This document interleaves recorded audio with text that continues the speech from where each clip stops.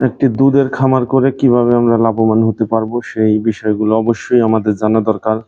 কারণ আমরা শুধু খামার করলাম কিন্তু খামারের বিষয়গুলো জানলাম না, তাহলে কিন্তু হবে না। আমি বাস্তব দেখেন আমাদের ফার্মের ভিতরের একটা ভিডিও দিয়ে আপনাদেরকে বলছি। তার কারণ একটা খামার করে লাভবান হতে হলে যে জিনিসটা আমাদের খুব ইম্পর্টেন্ট দরকার, সে জিনিসগুলো হলো যে আমাদের যে দুধ, যারা আমরা দুগ্ধবতী গাভী পালন করি এবং কি দুগ্ধবতী গাভী পালন করে আমরা যারা দুধ উৎপাদন করি, এই দুধ উৎপাদন করে আমরা যারা খামার পরিচালনা করি, তাদের জন্য কি প্রয়োজন? আমাদের গাভীর দুধ সঠিকভাবে বাজারজাতকরণ, এবং কি আপনি যদি সঠিকভাবে গাভীর দুধ উৎপাদন করে যদি বিক্রি করতে পারেন আর ভালো দাম পান, তাহলে কিন্তু আপনার খামারে লাভবান করা সম্ভব। এবং কি খাদ্য খরচের দিকে একটু খেয়াল দিতে হবে। খালি দুধ উৎপাদন করলেই হবে না, এজন্য আমাদের নিজেদের সতর্ক থাকতে হবে এবং কি আমাদের যে কর্মচারী আছে এই কর্মচারীগুলোর দিকেও খেয়াল রাখতে হবে। কারণ অনেক সময় নিজেদের ভুলের কারণে দুধের কোনো মার্কেট থাকে না এবং কি অনেক সময় কর্মচারীর ভুলের কারণেও কিন্তু মার্কেট হারিয়ে যায়। এই জিনিসগুলো আপনাদের জানা খুবই প্রয়োজন।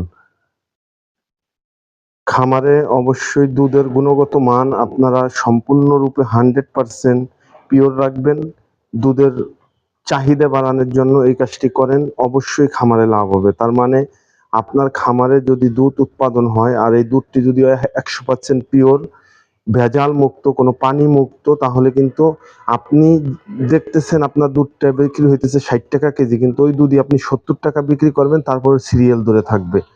আর আপনার দুধটা আপনি 60 টাকা বেচতেছেন কিন্তু তারপরেও কেউ কিন্তু আপনার কাছ থেকে কিনতেছে না, নিতেছে না, তখনই আপনি লজের সম্মুখীন হবেন। আর এই লজের সম্মুখীন থেকে বাঁচার জন্য অবশ্যই দুধকে 100% খাঁটি রাখুন।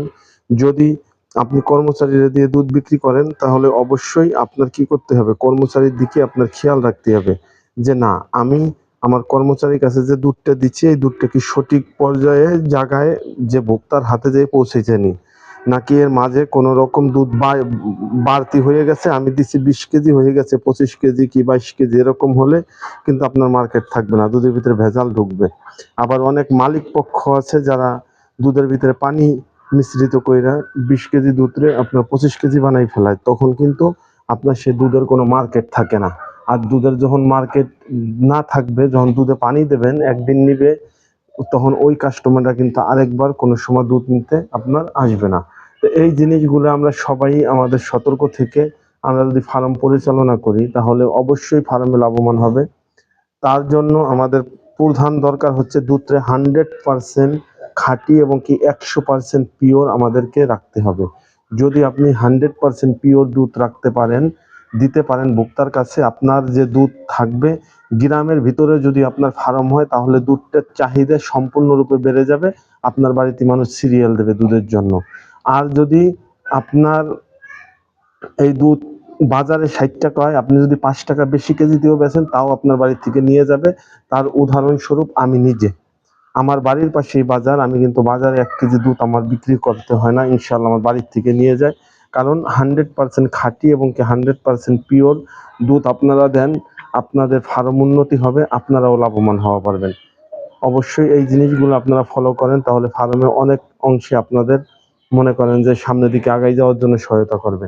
এরকম আরো যে দিকগুলো আছে, আমি প্রত্যেকটা বাস্তবসম্মত আমার এই জিনিসগুলো আমি তুলে ধরবো।